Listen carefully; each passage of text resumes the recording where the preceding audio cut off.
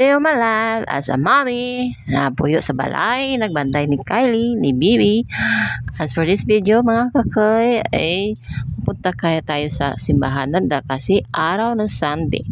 Yes mga kakay, Sunday ngayon at kailangan natin magsimba.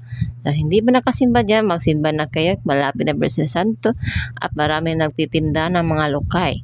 Oo, ito yung mga lokay mga kakay at katapos ng misa, bibihisa ng mga basbasan. Yes, basbasan ito. Dapat basbasan ito sa parig.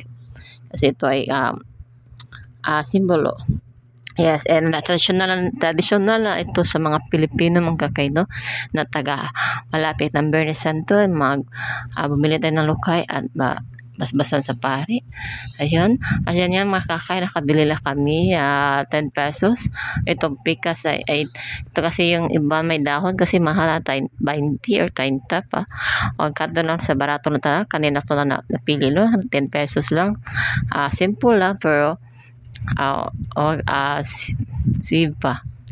Ito wala pala kasi ang pero kakay no yung nangita ko barato hon no. So ayun mga kakay, nakatapos ng mga blessings sa lokay mga kakay. Ayan, uuwi na kami sa mga kakay. Thank you for watching. Please subscribe my channel para update ko sa upload.